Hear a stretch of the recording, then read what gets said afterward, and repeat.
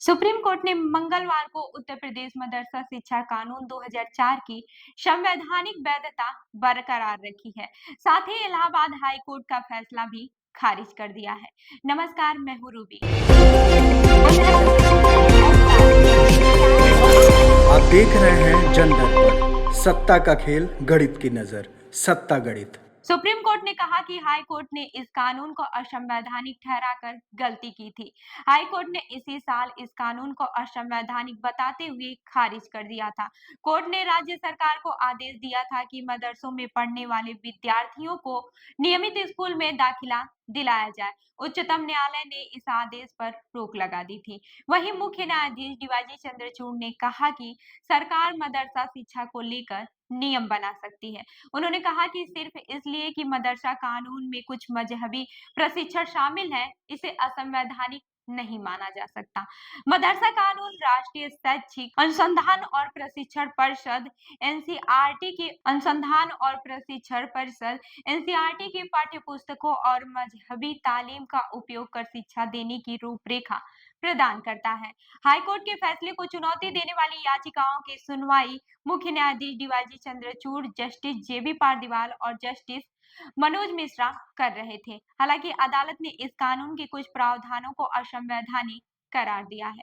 ये प्रावधान बोर्ड को कामिल खालिद जैसी डिग्री देने का अधिकार देते थे। अदालत का मानना है कि ये अधिकार विश्वविद्यालय अनुदान आयोग के प्रावधानों के उलट है। क्या है पूरा मामला, ये भी जान लेते हैं।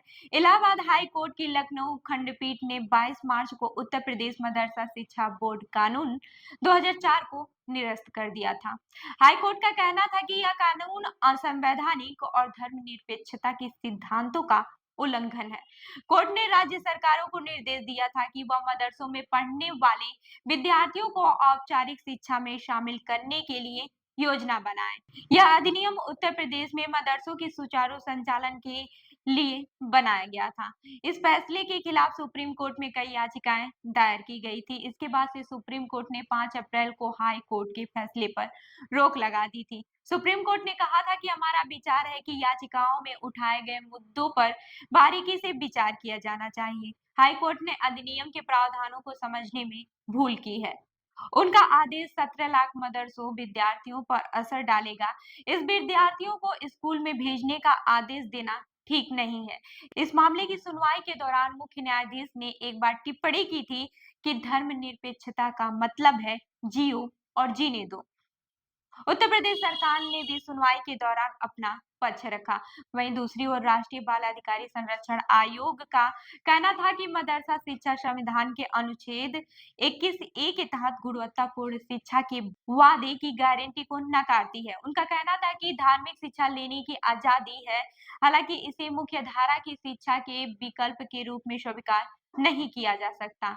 किनकी याचिकाएं थी, ये भी जान लेते हैं। हाई कोर्ट के फैसले के खिलाफ Anjum Qadri managers association, Madaris Arabi Uttar Pradesh, all India teachers association, Madaris Arabia new Delhi, manager association Arabi Madrasa Nai Delhi बाजार और टीचर्स एसोसिएशन मदारिस अरबिया कानपुर की ओर से याचिकाएं दायर की गई थी। सुनवाई के बाद से 22 अक्टूबर को सुप्रीम कोर्ट ने फैसला सुरक्षित रख लिया था। इस पर किसने क्या कुछ कहा है, ये भी जान लेते हैं। एआईएमआईएम के अध्यक्ष और सांसद असदुद्दीन ओवैसी ने टिप्पणी की है। उन्होंने कहा है कि योगी सरकार की लगातार कोशिश रही है कि मदरसों को बदनाम किया जाए और उन्हें गैर कानूनी कहा जाए। शायद इसीलिए क्योंकि यूपी सरकार ने 21,000 मदरसों में पढ़ाने वाले शिक्षकों को उनकी तनख्वाह नहीं दी है।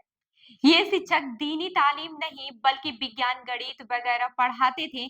2022 से 2023 तक 1,628.46 करोड़ रुपए की तनख्वाह बकाया थी। उम्मीद है कि अब जल्द से जल्द बकाया राशि भुगतान कर दिया जाएगा।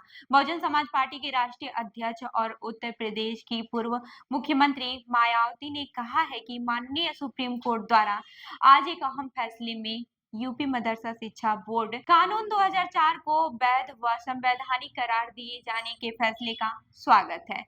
संभावना है कि इससे यूपी में मदरसा शिक्षा को लेकर उपजे विवाद व हजारों मदरसों की अनिश्चितता समाप्त होगी। इस पर सही से कलम जरूरी है।